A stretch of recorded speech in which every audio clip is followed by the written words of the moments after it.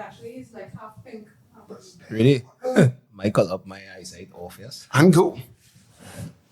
A bus. Tell me what I say again. Sorry. Just keep going. Just keep Let's going. go in. Okay, so you want to say, hi, my name is... All right. Then your name. And then you want to say, I'm on hee-haw.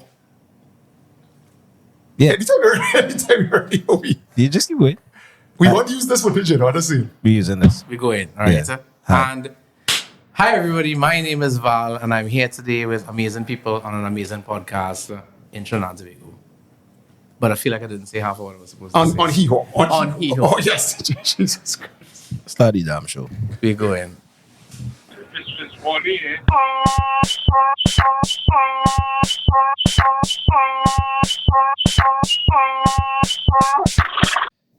There's come a time that we need to stop counting, dog, and just keep going. Yes, the only podcast. Slapping ass and taking names. Oh, whoa. You had to mention the gender, yeah? Female ass. Whoever.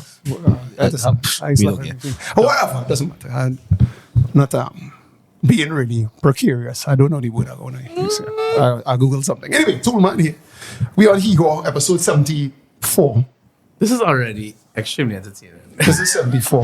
It is episode As you can see. This is episode 74. Yeah, boy. Yeah, 74 episodes to catch up with. Yeah. I saw all of them. Okay. I saw 73. Don't ask me anything about them. Hey, no, okay, as you can tell, Bazzi's here, and that voice you're hearing, if you're into Carnival, you should know it. You should already know. You should already Every time know. you hear the man voice, you're supposed to say that. I don't call you Val, by the way. I always call you Kanye East. Stop. I was calling Kanye. I was like, yo, I see some pictures where, like the last time I think I saw you, and I lying to tell you this was in some club in a VIP. You were in a fur coat. I always tell this story. You were in a fur coat. like a fur kind of half crop shit. I feel like I know exactly what you're talking about. And then That's how I was doing camera work, and he was like, I don't know, you look like he was just like zoned out. He's like, yo, Tool C. It's probably very high. Yeah, I didn't want to see it. I don't know if I could. He was probably, and he's like, yo, Are we partying?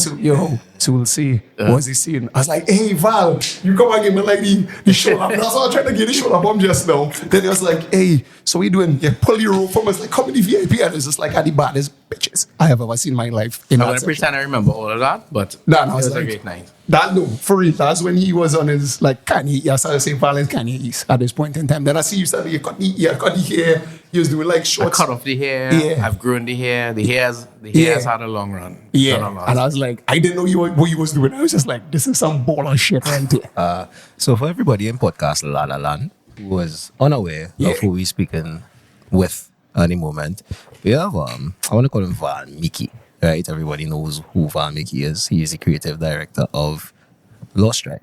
All right, so say welcome again, brother. Thank you very much. Thank you for having me. When. You know, usually we say this. Say it. Say it.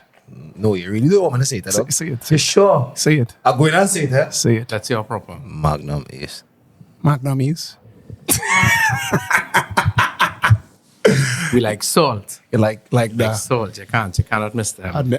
And then I'm telling you, if you like movies, right? Love movies. Right. So watch Casino, and I think you're doing the Ace Rothstein shit. Wow. You know what I'm talking about? I don't know, but I will find out. Casino, Robert De Niro, Ace Rothstein, the big Okay, frames. which. With the big frames with the glasses. I tell you, you just have to tell me which gambling horse to pick, and I might believe you. You just had to bring smoking back indoors. Like, let's bring smoking back indoors. You're pulling off the Ace Rothstein. Don't listen to nothing I say. I just play a lot on Quick Pick. He ain't trying to take what I recommend at all. Ah, jeez. All right, so we're gonna get a little serious and a little funny again, right? And the issue is that we are not the most foremost carnival people, and some of our main audience members seem to be, you know. So they've been quite excited when we pitched Valmiki coming. Even one of the guests. Yeah. One of the guests, I know, was like, yeah. She was like, oh, we're not She's here. like, she almost spilled the beans, on the show and kind of thing. I was like, hey, you can't be calling him my name. Yeah. So apparently some big shit going on with Valmiki. Yeah. Right? Welcome again. And we want to get into what exactly is a creative director of a carnival band. Oh, very serious question. Very big question. So, I can't tell you. I'll tell you what I can't tell you, right? As you just said, like, one, you are carnival people because you went to school around the savannah. Went to school around the savannah, you grew up in the backyard of carnival. So no matter what you do, it's in you.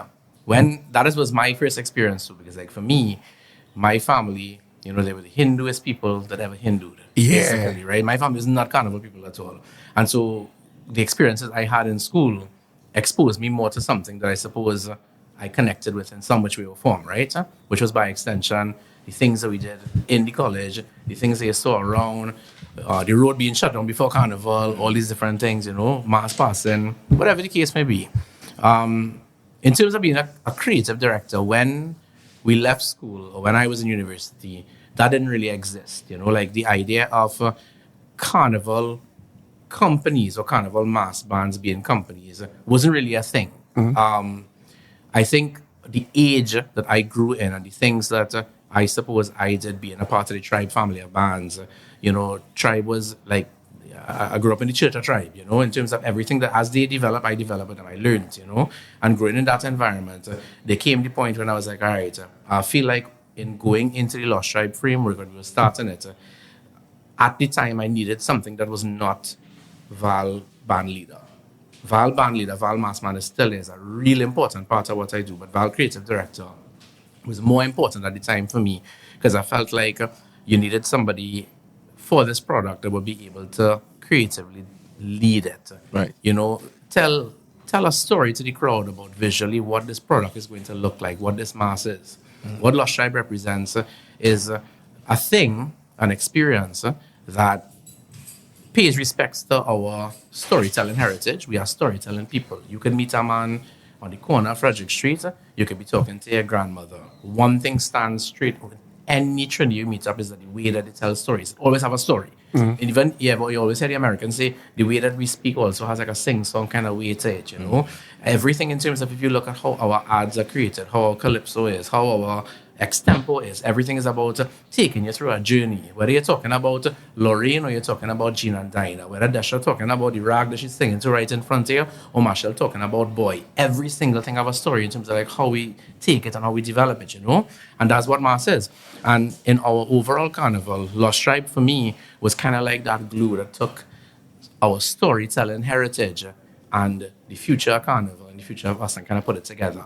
So what a creative director does, they kind of help tell the story, whether it be of the theme or of the people or of the environment. Art reflects life. It had to be relative to the environment in front of it. But in my situation, I, as they say, head cook and bottle washer. Creative director don't only mean creative directing. Lost Tribe it saved me in many ways. I think it kept me in carnival. It kept me in the arts. It came at a time when I felt like if I was kind of, creatively exhausted or creatively hungry, wanted something else. And so what I get involved myself on a day-to-day basis is way beyond just seeing drawing-wise, okay, I like this costume, I want this color, whatever the case may be, but it gets into, innovatively, how does the band innovate on the road?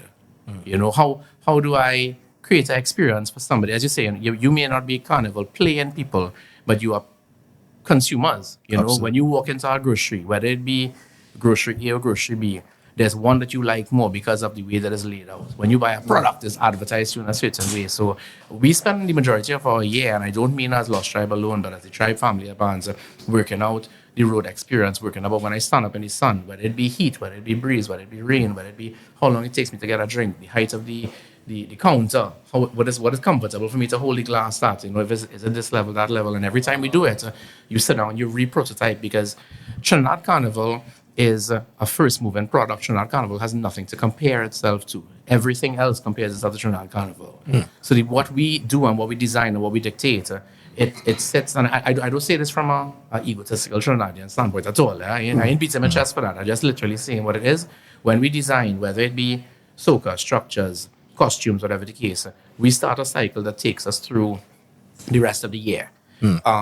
And I would say onwards, the way that we build our trucks, the way that we construct our all-inclusives, the way that we tell our story of Trinidad Carnival impacts all the other party carnivals in the rest of the world. So, all that to say, creative director in one capacity means being the creative leader of a particular brand, band, company, whatever. In my situation, I think after Lush Tribe is going to 10 years now. After 10 years, I've come right back to really loving, saying, hey, I'm a band leader. I'm a mass man, you know. It's a camp. It's a yard. So, yeah. It's a unity. Yeah. Shit. That song's immense though. It sounds like I talk plenty. I think I don't know if I fully answer your question. No, okay. The nuances that you touched there. yeah. I didn't know. Okay, like the height. It was like the height of this thing. I think Like the marketing, like The- all the extra from the height that you had to stand up. Them things they never cross my mind because I've never played Carnival like ever. You have to, And I ain't saying so because, hey, come and buy a costume from me. I saying so from their experiences that you have in life. Going to a cathedral and praying, you know, experiencing love, getting married, whatever those life experiences are, I truly believe Carnival is one of them. Sure. There's nothing that I could compare what the experience of playing masses on the road. Whether you are a mass person or not a mass person, you are going to have a life moment, a ethereal moment on the road. There's something you are going to experience in this Carnival experience. Okay, you remember? You know the song? Like, remember the first time you went when Zen was like a big thing? The first time you went, like it was Raw Wednesday. It was Raw Wednesday or something like that. I used to spend more time in Zen than in my house, so for sure. Well, right, the first Zen. Yes. Where he was like, okay, now a lot of people was listening to techno. He was either into dancehall, and then when the techno started playing, okay, fist bump, okay. Then the fog drop, and it's like, okay. You realize the roof coming down. It was like the first Zen. So that you saying Carnival is like I guess the first Zen. Yeah. The euphoric experience. Yeah. Oh no, that we name it. So the first Zen. And even like take Carnival off the road. Your party. Yeah. Right? Yeah. A fete, if you go to any other outdoor party anywhere else in the world, is not the same thing. It might be apples and oranges. Some people might say, hey, I prefer, you know, partying in big festivals away more than in Trinidad Carnival. And some in the opposite. And I remember younger saying, hey, I taken this as my personal objective to party everywhere in the world and try to find something that is comparable to a fete. And it just isn't, you know. The closest thing I think I got for me to like Lyman on the Avenue was like Bourbon Street in Louisiana, in New Orleans, you know, like that kind of the South, you know. For we call it. But for their Mardi Gras. Ah, right. But That's I what I'm didn't go saying. to the Mardi Gras. I actually went to see Beyonce randomly, like later in the year. And she was just there, and I said, hey, you know, Beyonce in the South, like, that's her space, that's her place. Like, where else better to You go know, and see in it? Mardi Gras. Never went. But Mardi Gras is on the same Monday and Tuesday as our Carnival. Oh shit. It's Well, a choice. Yeah. So I would love to go. Don't get me wrong. I really want to. But right now it's between, you know, security bag or go on party. Yeah, So I can't security really- bag yeah, so- or secure somebody else. No, yeah, Mardi Gras. But one day I'll experience it. Same thing with Brazil Carnival. Like I really want to, but it's on our same Monday and Tuesday. And you think that that's like intentional at this point? So some of the carnivals around the world, I call them the heritage carnivals, but no offense meant to any other carnival at all. But some of them are based like us, based on Lent, so they're based on the moon. Okay. Yeah, so basically like the heritage. So you'll have Carnival Monday, Carnival Tuesday, Born out of Festival in the slavery. Flesh, that kind of whatever, you know. Yeah. Because I thinking, LA has nothing, right? LA has a Small event. They don't They have. have events. There's a Hollywood Carnival, Yeah. which Marshall is involved in. It's very small.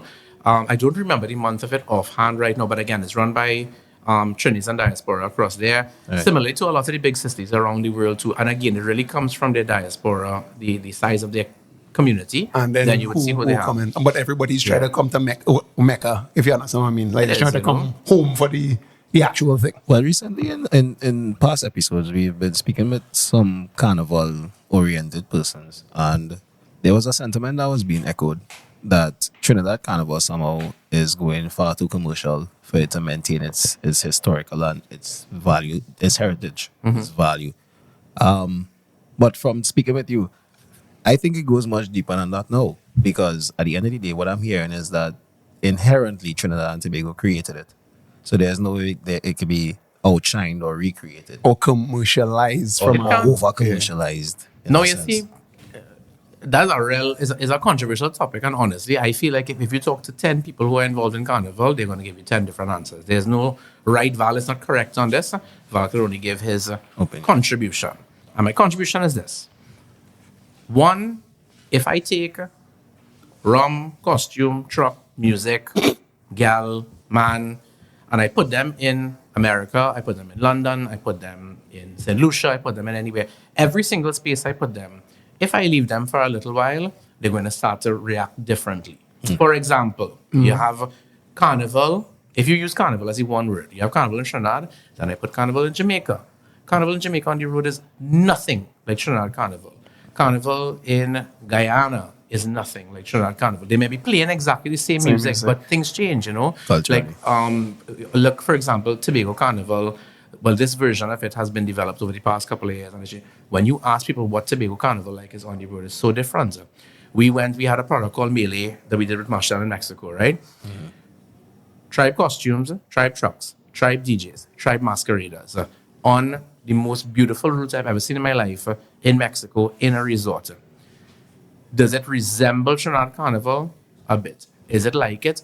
Whole lot different. Like, it's just so different to the point that I was excited by it because I said, wow, I just never experienced anything like this before, you know? So I'm excited to see it happen again and again in different ways. And I suppose it's like the development of Carnival itself.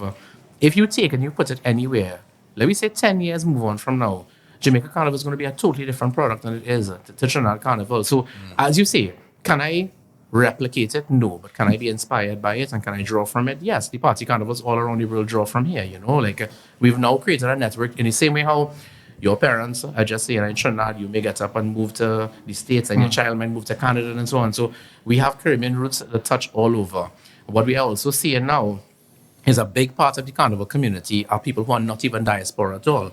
So you have people who are black diaspora, not necessarily Caribbean-specific diaspora, who see themselves in Caribbean spaces. And so they find a lot of their heritage inside these spaces. West Africa. Correct, you know, they're hearing songs, they're seeing people who look like them, you know, like, so I just say, we had people who participated in Melee who came and they were like, you know, I don't play what is tribe? I don't play Master Tribe. I know Marshall's music because I party in Brooklyn, I party here, I party in New York, and I love Lime with my friends. I love the music and I love going on vacation. So I said, hey, I saw this product, why not go and see it? Nothing more than that. Okay. Would they say, hey, let me come to Trinidad? No, because this space somewhere else is more accessible to them. You know, it is cheaper to go to Miami. It is cheaper to go to New York. And so there's going to be a different type of clientele, a different person. You know, it will just develop. You're talking about it cheaper than it. Okay, so like I'll pay $8,000 to come here as opposed to go to Miami. It's cheaper to go Miami and play Carnival than play Carnival here, no? Well, it depends on where you're coming from. So I just saying, if you are American, you live in Miami, it's literally like us in Trinidad. That is your space. So for you to participate in a festival there, you know, the expenses that you would engage would be different. Now, that is kind of connected to what you ask about commercialization, right? Are more brands getting involved in Carnival? Yes.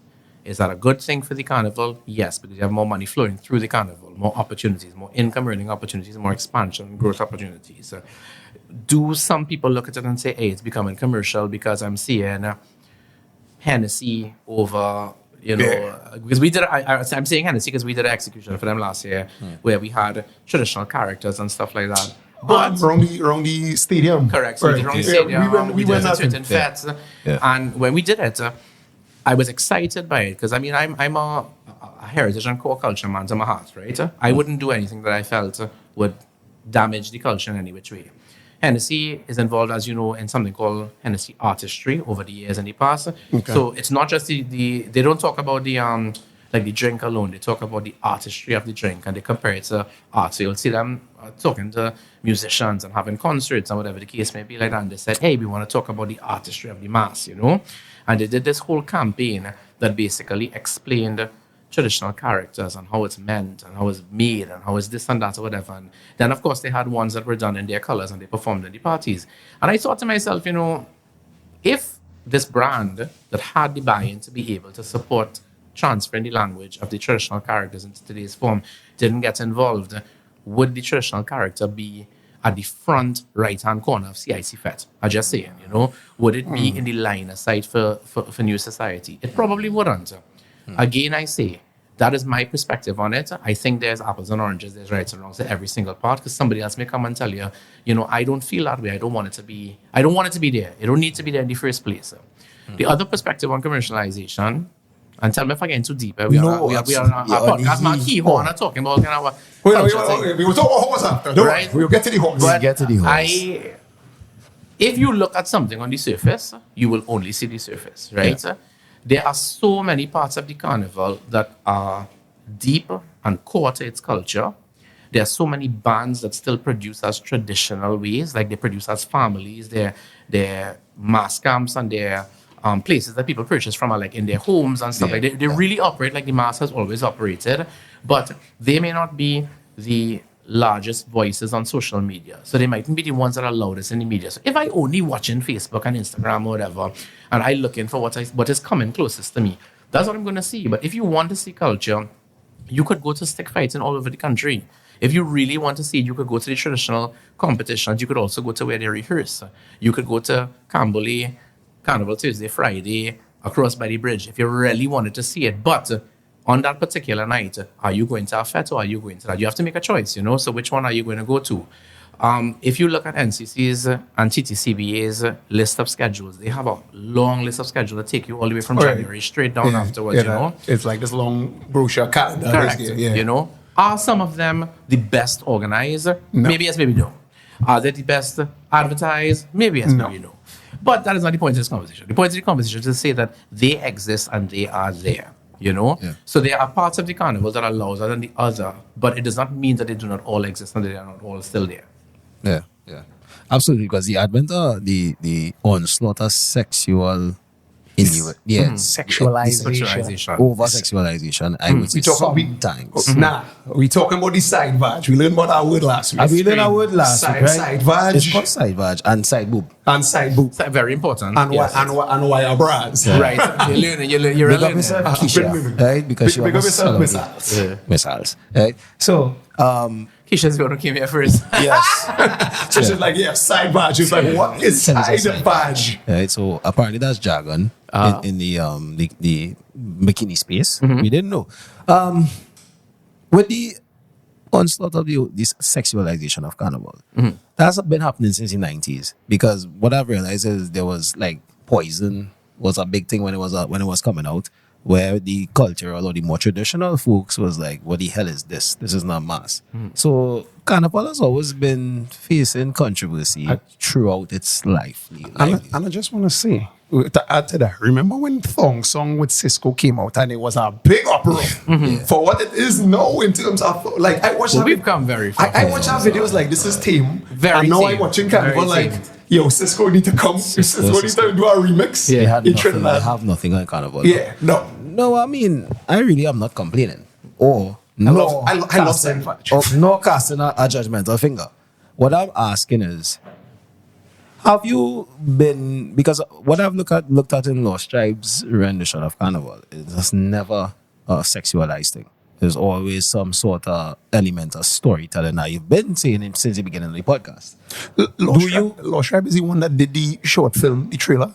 Correct. So we do, I mean, I suppose many bands do that, but if the one you're talking about, yes. She best?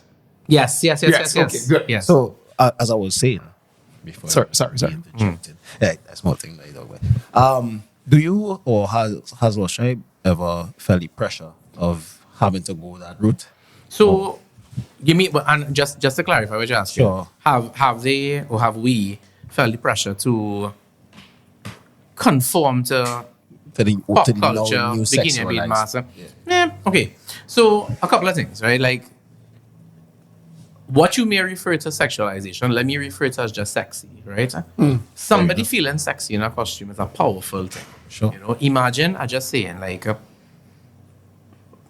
you are a woman who 360 something days for the year, you wearing a shirt, a suit, a jacket, you're working in the bank, and every year you're in your uniform, Carnival Monday and Tuesday is the opportunity for you to play the character that you want. This is really important because this is a psychology that I sit and I really work through with my designers every single year. Because at the end of the day, today I design for the 2025, 2026 woman.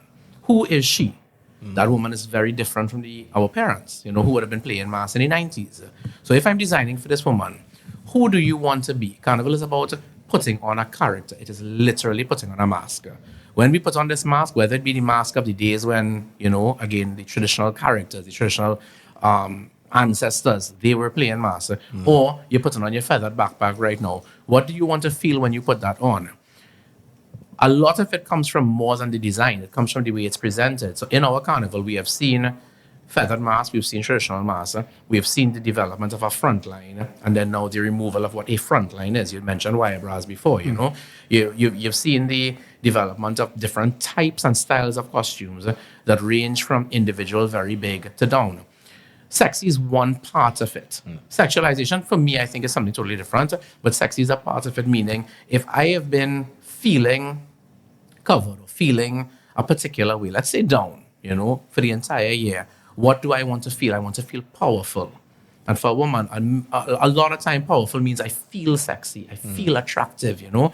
Carnival is about putting on the war paint. They get up and they spend hours getting makeup done in the morning. You're getting your hair done, you're getting that tan done from before. They go into the gym. And it's not only about the body, but it's about feeling strong in your body. Is this from the like, I think the original definition of a carnival is like farewell to flesh? Is this like us to do with that? It's a combination of, you know, and if you were to dive into that part of it, then you could also dive into what the movement is, you know, like what whining is and what energy and power we gain from being able to move in your hips. Like there's a whole deeper side to it. But right now, when talking about design and what Keisha would deal with that, you know, all the time, because she designs beautiful pieces for a wide range of bodies.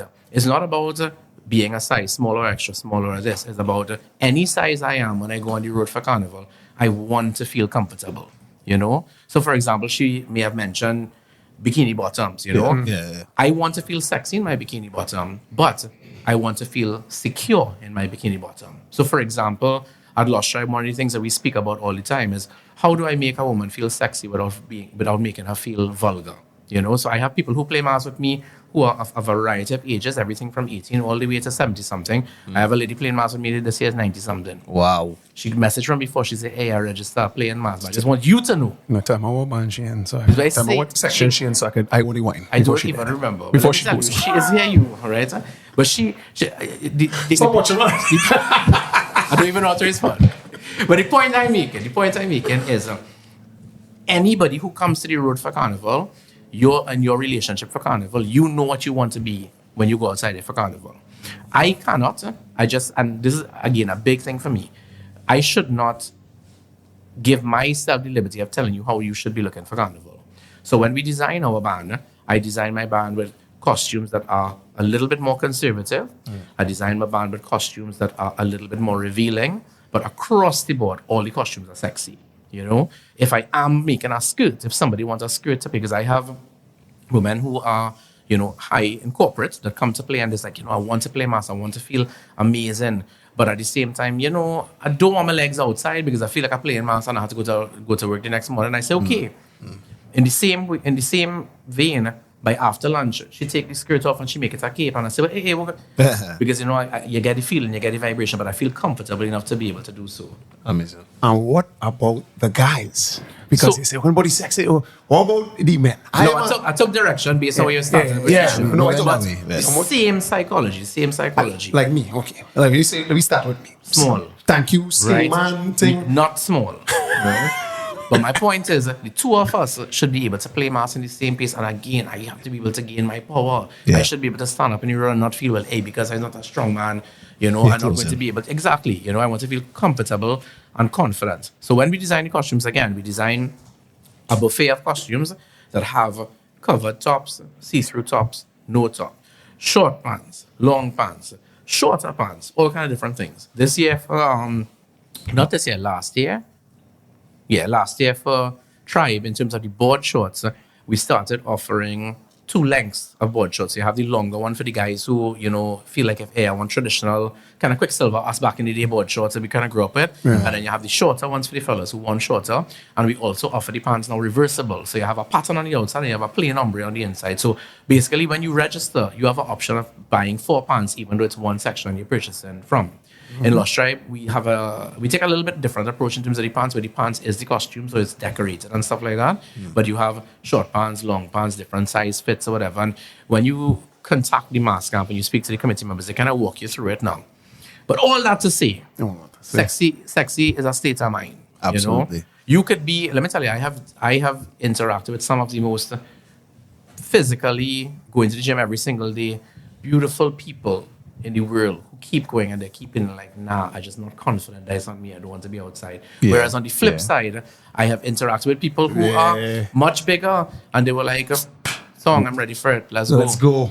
You know? Let's go. We know. Because because you know it have with the fellas, well, specifically with fellas. Yeah. And you didn't come from that genetic background as me in terms of I come from the 10-foot India. So you might come from the 40-foot India. Well, it have nothing on me. Here I know what I you like here. So my calf is no calf. So I say, you know, he's skinny. That's slim, but The dal slim. You have the dal belly, I get the skinny calf. So I come from the cocoa cutters. I don't know if you came from the cane cutters or the cocoa cutters. I ain't sure. this man, boy. But that's not racist because I'm from I stop know, watching. Stop judging. Anyway. Try not to. So we come from those different backgrounds where I outside, most of the times I have to wear that long pants because, you know, like, that's your foot is skinny, whatever. So I could imagine if I feeling that, then the men who playing it skinny like me, thing, and them had to be like, you ain't really have the abs, although I have the abs. You ain't really have whatever, you don't have the biceps. You ain't really want to do the protein pack or whatever. Or you might be chubby and you just cool. I find the chubbier fellas have more confidence than the skinnier fellas, to be honest with you. Because them like, I'm fat, I don't give a fuck. But the skinny man is like, well, I can't stand up next to him or and try to get wine with this girl or that kind of stuff.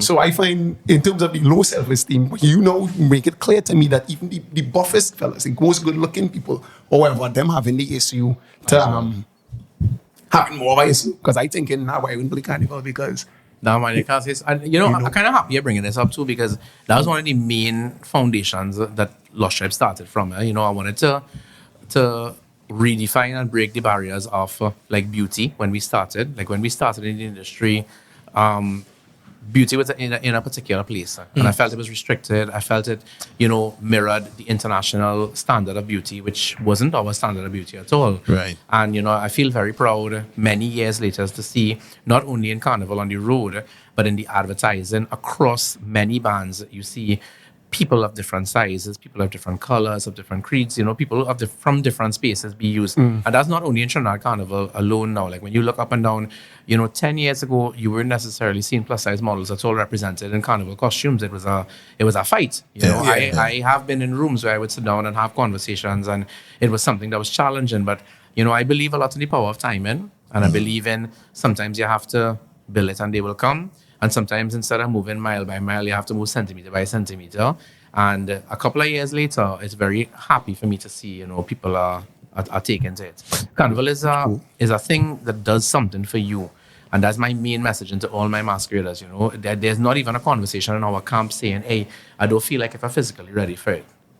Physical ready for me is me telling you, Carnival is a sport, 100%. I want you to go to the gym before, but not because I want you to look a particular way in your costume, but because I want you to not collapse on the road. The endurance. It is 100% endurance. It's a real thing. The world is getting hotter, Carnival is hotter, and you are going out there and you are literally jumping up and down and running for 2 days. It is the most amount of exercise you will probably have in the whole year or your whole life when you play masks. Unless it's an athlete or something like that. Honestly, not that I know what an athlete does, but I feel like it's even more than an athlete. It is crazy. Cristiano. The issue is with alcohol in your system. But as I'm saying, that's the additional part. Because I think I'll bring this up with who, boy. One of the probably the same missiles. All right. So this is why for the I'd work security from I think it was paparazzi. I'd work security. You work security. I feel judged. Yes, you will save well. You will be safe. Hire me. Never did he have some high Hire skills? me. Don't watch your legs. Somebody has skills. So I was working security for. Let me tell you, when I came here this evening, this is not where I thought this was going. But we're going. Okay. We were talking about the horse after. Jesus Christ. We get to the horse. So when I walk in it, something had happened with the music truck. I don't know if they're switching DJs or whatever. The music had stopped. Well, everybody went on sit dancing in soca or whatever I was playing some shit.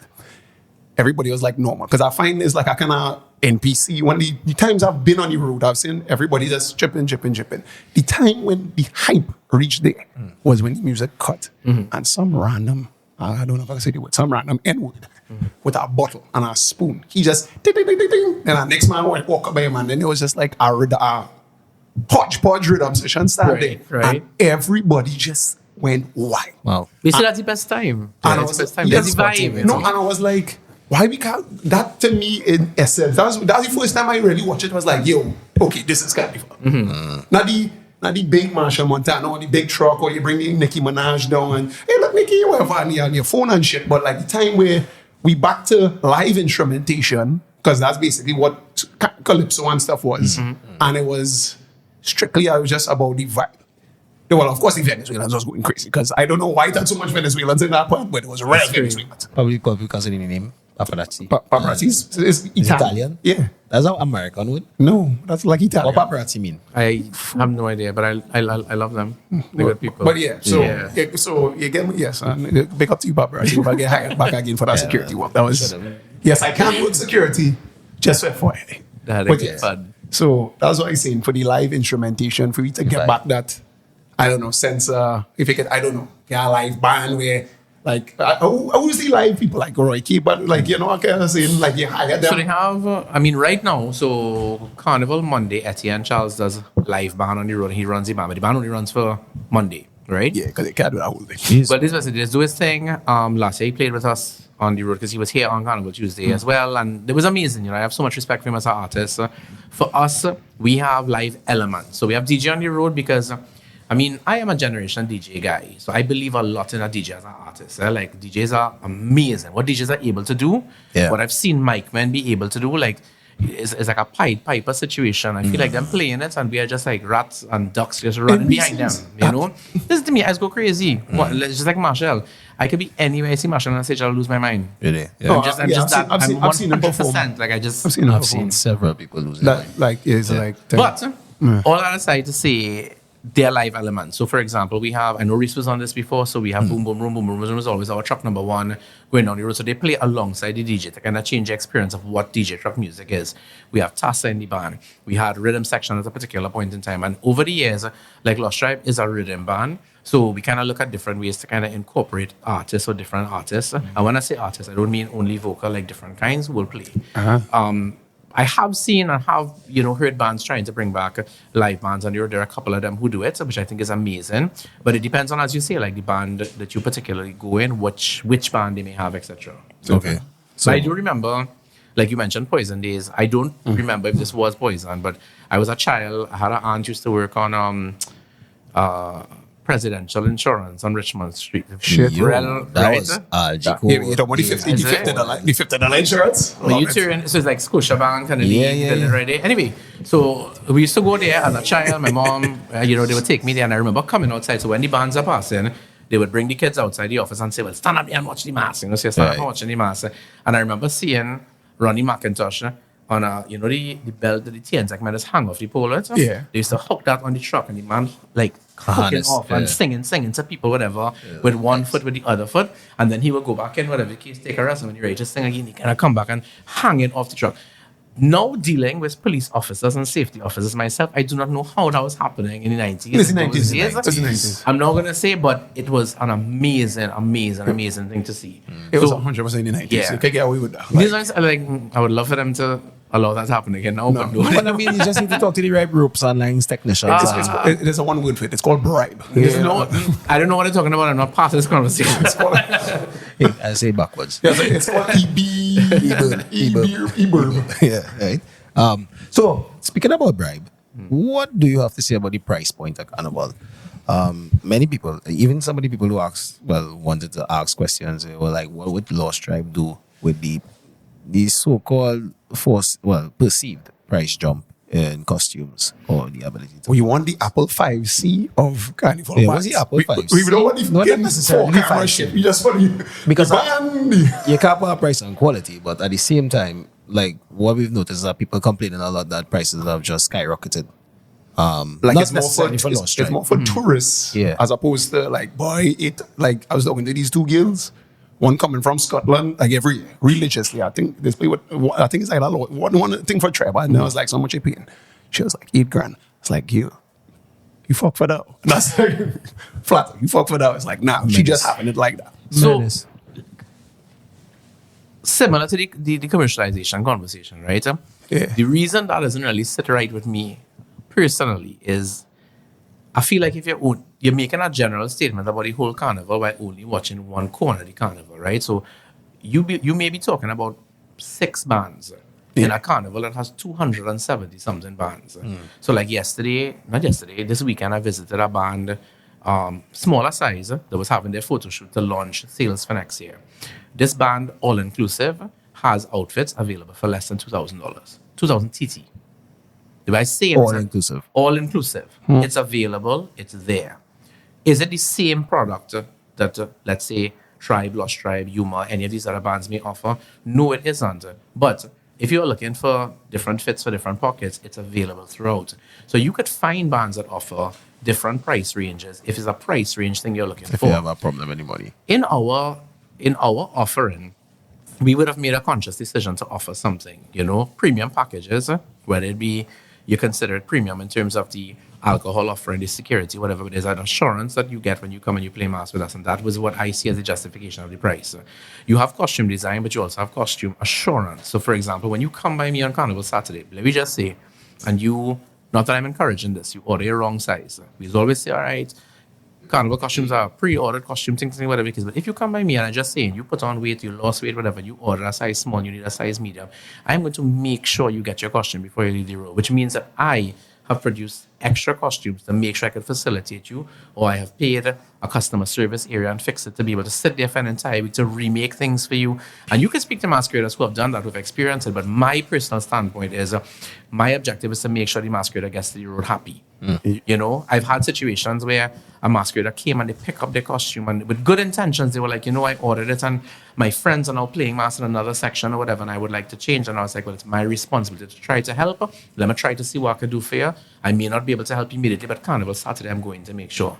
Wow. When you look at things like security is a big concern on people's minds right now over. I need to make sure that I have a particular ratio of security to masqueraders on the road. And not because I think something is going to go wrong, but for the assurity, the mental peace that somebody has. I'm going to stand up in the band and I see a security guard there to offer me assistance, whether it be direction or whether it be if something go wrong, I have it there, Precaution. Drinks, we're talking about drinks. If you pay money to play mass on the road, your drinks cannot run out. Full stop. It just cannot run out, Lost Tribe is a very unique situation where the drinks don't run out. The only thing that is beyond the top of every single year is coconut water. Imagine It's the funniest thing to me. Every single year when I think about what is the thing that is on the brink of running out, it's coconut water. Because there's be drinking it whole day. Yeah. Right? Now, coconut water good for them. It's a vibe. Well, yeah. It's a vibe. Yeah. It is. And so that's why I say, when I say premium product goes so far. It goes in terms of the like Lost Tribe speaks a lot about sustainability in Carnival, right? So, for example, when we design things, we give it to you. I want to make sure that a particular percentage of your costume you should be able to reuse again. If you take the bra and you throw it in the washing machine and pull it back out, you should be able to use that again. So stitching, the way that is made, etc. And that's really different from the Carnival of the 90s. So when you look at those things, it isn't apples for apples. It's apples and oranges. It's two different products. We have gone in a different location. I look at parties, for example. So we spoke about Carnival on the road. When you think about parties, you can go to all-inclusive if you want for $1,000 US. But there are also parties available for 200 TT. So if I want a party, I could find somewhere to go. The question is, which one do I want to go to? And that is where spenders come in. There's the psychology there. If I want something, and this is me, Val, talking, if I want something, I will spend my money on it. If I have the money to spend on it, it's a whole other conversation then, because another budget is and say, what's my Carnival budget? So that's really what it comes down to. Is Carnival getting too expensive? No. Are there different different parts of the buffet for people to be able to choose from? 100% yes. I think, the problem is, I think they're watching at the end, they are the more budget. They want to hang their hat. Yeah. And they're saying, but how come you drinking champagne? Yeah. Just have more That's the stay in lane. But again, I joined the TTCBA Carnival Bands Association board I think it's now going on a year and something, right? In that time, the reason I did it, honestly, was for conversations like this, because I have conversations like this every single day with whether it be masqueraders or other stakeholders or whatever.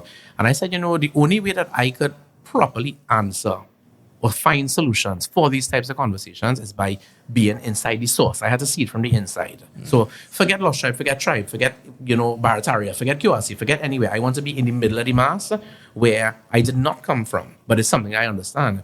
in the association, we talk to so many people like our members, hey, how do you run your band? How do you do? Like, there are people who produce bands, sell bands, and don't sell anything. They give away all their costumes for free. And they give it away because they love mass so much that they will get the money on the back end when they participate, or if they win something. They're taking a real big gamble being outside there. So when we have these conversations, what I hope is that this word gets to somebody to be like, hey, I could find one of those bands and I could play mass with it. So, I could play mass in a small band, I could play mass in a medium band. You have all of these people there that I would love to be able to direct and draw customers towards, because then it would help the mass itself. It would help those bands grow, it would help them develop their product. See, ladies, you do not have to bull for the costume. Look where you reach again. No, you wanted to go left. Let's go. All right, so we're talking about champagne, taste more, be money.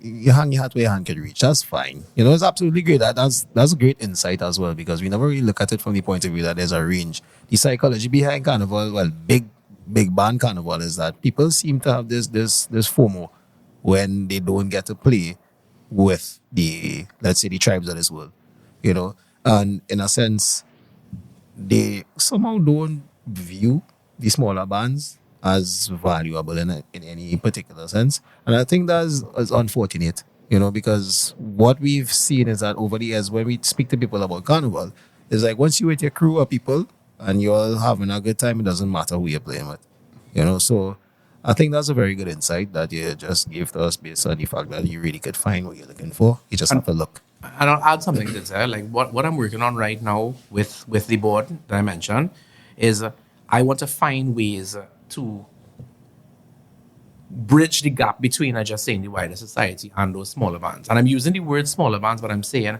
smaller might mean medium, it might mean traditional, it might mean different types of bands altogether. Because sometimes we are on the road playing mass and you have a line of sight. You're only seeing near to your truck. You're only seeing your friends. But when you look on the side of the road, sometimes you have bands that follow the bigger bands. True. So I remember last year we passed in St. James and they had a band from Belmont of baby dolls. I'm going to tell you, everybody dressed up like this one character. It comes from a community.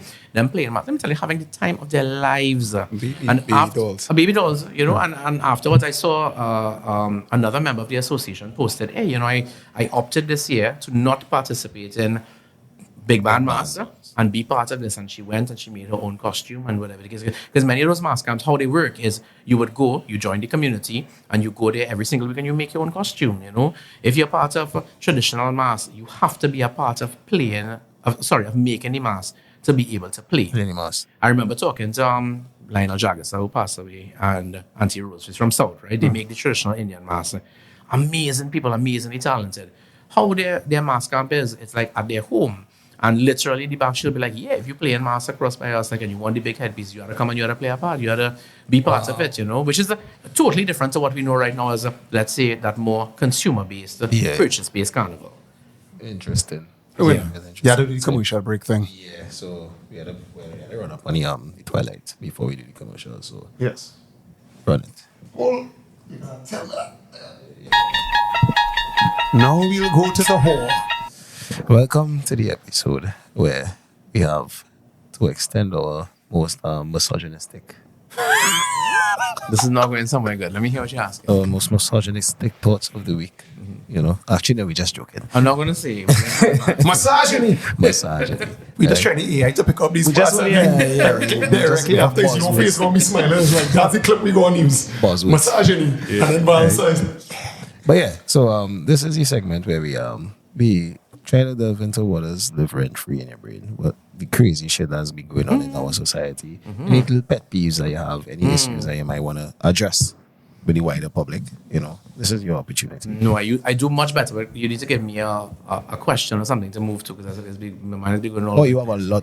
Too much. That's the point, Val. I don't know, Now because is the you time to asked me and switch then it your went soul. blank, so that I can't even think of something. You have to ask me something, or give me a direction. Well, I mean, we could start. We could start by leading by example. So, for instance, I have a lot of problems with the politics of the day. Although we do like to get into politics. I know I said you wanted to talk about politics, but let me hear you. Yeah, I'll give you an example. Yeah. Definitely there's brain drain taking place in the country. Yeah. Since our days, since we were in school, I think so. Yeah. And Gate was like the biggest funnel of being brain drain ever. When Gate happened, we all of us get degrees and then there's like no employment.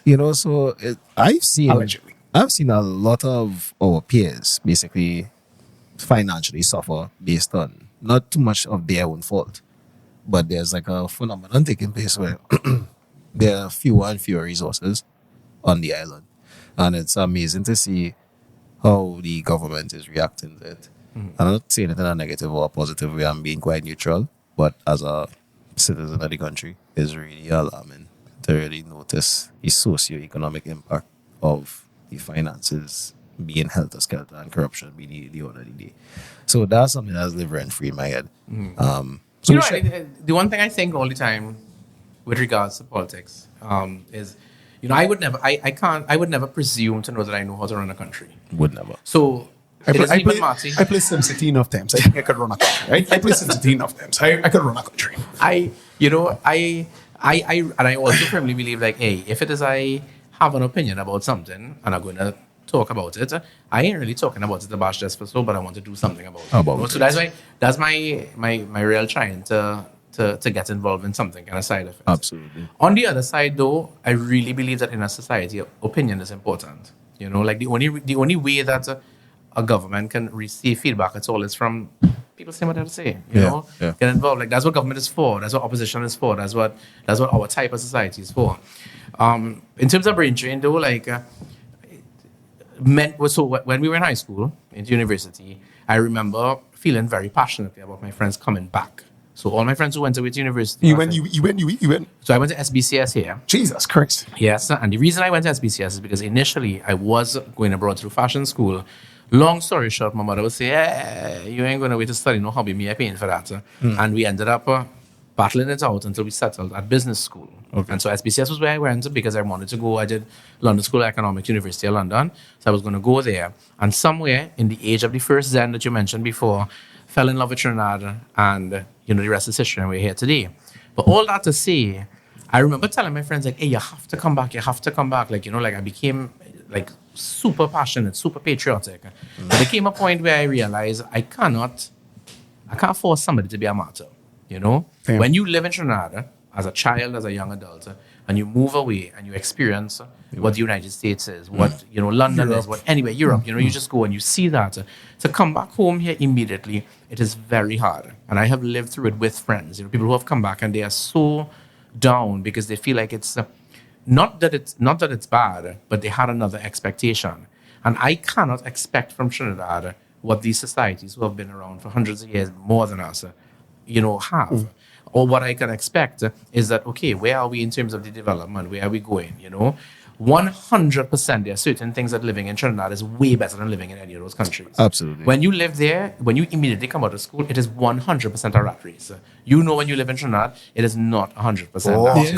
Yeah, you could sit down in one house for a while. You could, I'm just saying, you know, some people may see that as good, some people may see it as bad, but just saying, you know, in terms of what we have here, don't have a conversation with me and tell me, hey, everything bad, because everything is not bad. not Have in a this conversation with me saying, hey, what can we do to make better? But that's why we have a little show, you know, trying to Yes, do a little I think you're something doing good. anyway. Onto my pet peeve. Let me hear. Yes, right. So it's two. It's two actually. Because let's play. Right. So you are Indo-Trinidadian, right? What area you derive from? Was it town? Barataria, East-West corridor. saying. Please yes. tell me you went to Hindu primary school. For a very short period of time. And then you yes. went, right, you're Yes. okay, right. So we pretty much have a very similar background. So Yes. Hindu primary school, wherever. So I grew up pretty much Indian, around the East Indian community, Hindu. Then guess what happens when you pass? QRC. Right. Whap. So you are like the chubby Indian boy. You're accustomed wearing your sandals and the tight pants when everybody was wearing baggy. How you deal with the culture shock that I get like that first month? Like you when I disco, you don't know everyone. I was like, I don't know about any of these things. I didn't know none of these songs, none of this shit. How you deal with like the culture shock that you had to go through? Because I have a story that I remember about you in secondary school. I was like, I can't respect this. Nah, you know Yeah. like. No, I was going to say, like, to be honest, I think I was a bigger culture shock to them than they were to me. No, I don't want you. Is you deal with culture shock? So that aspect of my life in terms of experiencing new things or being in new spaces, especially at that kind of those formative years, Boy, I don't know. I feel like if I make up different because I used to thrive in being in new places, like mad. Like when we went to, let me tell you something. I was so excited to go to QRC. Yeah, I remember it would seem years that way. going like my parents used to go around the savannah, like to run or whatever like that, and breaking that corner and seeing that school, like it was Hogwarts before there was a Hogwarts. Like I was like, this is amazing, it's beautiful. I thought it was fantastic, and I remember my mom really wanted me to go to Hillview because that's where One first choice. Yeah. And in my crew of people who was there, I was the only person who put QRC as my first choice. Hillview was my second, and 3 of us ended up going to the school. My 2 friends, my cousin and my friend, it was their second choice. Do they still have first choice, second choice? I don't know. QRC was my second choice. Was your second choice? Was my second So choice. for me, it was my first, and I was over the hill excited. I was just so happy about it. So when I went there, I probably didn't even notice that there was anything different. I was living life. I remember fighting with my mother to travel because I wanted to be in town every single day. Shit. I used to go in town and be going through and have 2 dimes to rub together to buy nothing, but I want to be in mall. I go in clothes store, I go in this, I go in that. I line me with the man who's selling CDs in town. Let me tell you, all kind of thing. Like I was, It couldn't be me. because it was wild. It was wild. Yeah. Because the story had to say. Let me hear. I feel it's a terrible story. No. Hear us now. This is when legit. It was just like, everybody would obviously be hitting you, talk about X, Y, Z. Right. You know what I'm talking? Right. Yes. Okay. I'm with you. Right. Yeah. So the thick skin you displayed in front of me, and I'm not sure if you remember it, that big head fella used to pump it right through, and like. It wasn't me. It wasn't me. It's not it. It wasn't It was me. our next. I have affinity for like with big head. Big head fellas. Anyway, so the girl was like, "Oh, well, you." Right. Right, and he was like, no, so before she could finish it, you cut her off. And I was like, let me guess. Again, I think, and like you just stop her. That's very well coded. Pause. So my guess. Again, I stand up there. I was like, come on, give me something new. So Give me then something new, you know? You turn to me. You have anything to say to her? Like very few times. I have nothing to say. And I'm like, okay. Take away, sir. Take No, away. but let me tell you something, and you all would agree because you grew in it. QRC is an alpha personality space. Yes. It's 100% single swim, and I just found like it's a place that respects confidence, So for me, growing up, and I've spoken to other people who had not so great experiences afterwards, to be like, hey, the college. Yeah. For me, it was a fantastic experience. I feel like if it made me the person who I am, I feel like without even thinking about it, like there's so many things that I see in myself. Like when I have conversations with other people who went to the school, that it developed there. Like the way that you believe in yourself or don't believe in yourself, the way that you believe in what you put forward and who you are. And as I said, like I feel like if I respected men with confidence, and men respected, people like me with confidence. Agreed. No, you had to understand because he was like, I think in Form 6. I remember you had the dumb prefect. You had the flick of the hair. I had all the hair. Well, all the hair. I don't have right dumb now. prefect Real badge, hair. yeah? The flick, the dumb. No, because I didn't get to be a prefect. So fuck your prefect badge. Once again. So when that you don't understand what it is, because the only other person I know was giving people talk like that was me. Because small thing, Small give and talks, yes. small give yes. it to you. Remember? You're like, Yes. disrespectful as hell. So when you turn, I was like, so wait now, let me guess. See, you have something to say too, and I like, what? No, I wasn't even. Don't remember, but I could 100% see it. 100% And I was like, okay, what? Take win. I can see that. Take win. I was like, you're from holy name. I can't remember the girl. I just remember it was like, you're from holy name. And it was like, for some reason, it was like, it's not nuts that day or some kind of thing like that. And then she was like, I don't know, she actually skipping the line, and then that just started Action. all him. No. Damn. But it was going to school in the 90s was a different time, boy. 90s to early 2000s. Yeah. But at the same time, like I feel like if our generations next to each other got to see like so many things, Yeah. No, we actually saw a lot, Yeah. Real thing we see. I remember being in QRC when the Twin Towers got bombed. Right. I always remember that. Form Always two. remember that. I was yeah. Form two. As I remember we being outside, everybody running to the AV room. It had one TV in the AV room, a small thing, and it was like, what's going on? It's like, boy, back in all the States. What we're going to see is this. I was like, World Trade crazy, Center. Yeah. And then So then, okay, when that was my two. That was That was it. Yeah. But I mean, you participated quite well in our segment. Yeah. So we appreciate it as well. I'm trying to toe the line here. So we have some ads to run. yes, Yeah. run. So when we run this first one, Raw Dog TT is our first sponsor. It's not a condom. It's not what you think it is. What is this? What's the name of it again? Raw Dog TT. Let me hear it. Tell me more. So basically, Raw Dog TT is a all natural feeding alternative to regular dog chow. Like this, yes. All right. So what you have is a medley of organs that the people at Raw Dog TT basically dehydrate, and they have whole foods, which is a proper alternative to the what is already in the pet industry, the chows and whatever the case is. So what they are promoting for this Christmas season is that if you message off of this podcast, you just have to say "Hee-haw, Raw Dog," and you're going to get a 10% off your first month's subscription I love a good discount. of Raw Dog. Right, I want this one. Give me a sale anyway. I want this one. I think we'll talk. Right? So hit them on the hotel, you know. Right. So you Oh, I mean, we are living. we are right. Yeah. Okay, so There's a right. hotel. You have a dog, right? I don't. What? But I'll tell you why. I'll tell you what I really love pets. Cats. Dogs. Dogs. specifically. I was saying you have a dog. I was like, I have friends who have cats, so I'm very close with their cats. But then when I leave, I go back to my home and the cats stay across there, you know? So, I mean, there's that part of it. During the pandemic, I was going to get a dog. I'm not going to lie. I had it lined up. I had a friend, whatever. But I would feel so bad to leave this dog home all the time because I want a little dog. Sweet dog. Yes. So imagine, no, you have to go and travel to LA or one of them spots. LA is your favorite Yeah, place. he wanted I wanted to be a cripple blood. That was my goal in life. I didn't put no sense. I didn't get jumped in. So imagine, no, you have to leave your dog with your parents, and your parents don't know how to mind your dog because you have a specific regimen. So you're carrying them to the dog resort. dog resort. Otherwise known as the Dreamy Oasis in Greenery. Dog. I like this. Dog. Right. Now there's 2 dots on the thing. I can't read properly. In So any language, what they call it, a diff dog, I think. A diff talk. Yeah. So it's dog. I don't know how you spell it. Anyway, so you drop your dog there. Your dog will be cute and pampered. Like I've seen it. I've actually been basically, guys, is a resort for your dog where you are a busy working professional and you'll be able to there. leave Yeah, it for the out there. traveling, for Travel. the you want to go to Tobago for the weekend, you can't bring your dog on the boat, XYZ, you send it there. The dog gonna be dog is get treated. Even the very what's the word I want to use? They're the very undisciplined. Indisciplined, most aggressive animals. They also are special, so contact them today at Dog Resort. Also on Instagram. I think I want to stay at the dog resort. It sounds good. Also on I'm Instagram. also an indisciplined animal. Hey, brethren. Okay, right. Right, so Val, I know this is your season that you're actively in demand, and we appreciate you taking well the time out of your day to come and just along with course. us on them, right? Do you have any final words you want to? Just tell us one crazy carnival story. That's what like the wettest gills. I just want to ask her about wet gills. Something wild. Or get invited to our wet gill party. That's No, it's not a wet gill, but maybe things that live in your mind. I went to Barbados 2 weeks ago for their rum and food festival. It's not really a carnival story, it's a fete story.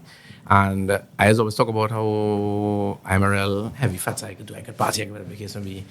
And I got heat stroke in the party and I had to go home. Well, not you getting soft. yes, so often. Let me tell you, I just felt I tried everything. I was just standing from the fan, all kind of thing. I was like, no. Not I have heat to go. stroke. Heat stroke and have to go. Please tell me. They have some one of your friends videotaped it. Please tell me. It's on the internet. Come on. It's going to be somewhere, but Yes. I I was love like, it. no. Come on, friends. That's Celebrate my crazy carnival story. 2025 coming, so get yourself ready. Get I'm telling you, I have to yourself in the say it's gym. a sport. I get together. Get yourself in the Alright, gym. brother. Come on, Rocky. We'll do the Rocky montage. And trust me, you like watching movies, you like watching films and stuff. And next thing now, I'm looking to put on stream where I go and rant and bitch about movies. Hold it. Actually, I'm listening to the two of you speak right now, and I was like, please narrate my life. Like I could listen to y'all talk about movies all day for sure. For sure. Hold you. But Yeah, sir. But yes. Damn. Well, your last words? Yes. To tell the public. Yeah, that's what we not, talking. right now, if you had to shit up somebody, let not be me or Val. That's all. Let not be me or Val. I really want to play the dozens with him in terms of I want to see if I could win that. sure. I want to see if I can win that. Next time when you have some time. Yeah, when you have time, when you're free, appreciate it. I'll come back, I wanna back for sure. I want to play the dozens and we'll see if you can, like, if I can still keep up the thing because this is like one of my heroes in terms of shit and up girl.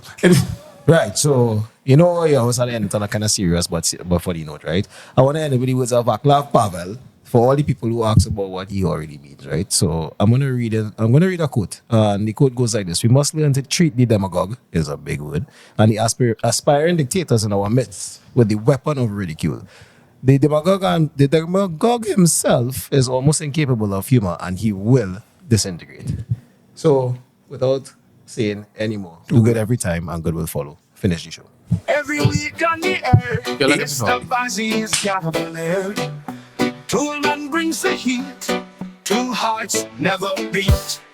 Stories wild and free, from A to Z. Laughs and lessons told, in voices brave and bold. Oh, don't you see? Talking wild and free, Mr. Bazzi leads the way. Toolman shines today. Tales of tricks and jokes, stories of regular folks. Every word a playful tune, under the podcast moon. Tune in night or day, laugh your cares away with Ozzy, Toolman too. We've got stories just for you. From dawn to the dusk, giving life some joyous rust. Join our lively spree, hee-haw, fancy free.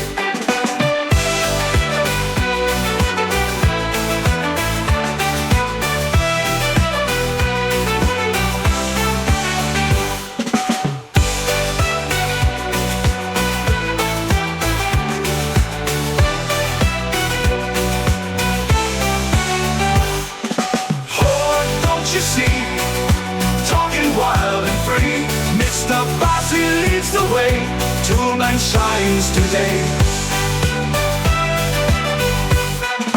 Tales of tricks and jokes, stories of regular folks. Every word a playful tune, under the podcast moon. Tune in night or day, laugh your cares away with Bossy, Toolman too. We've got stories just for you.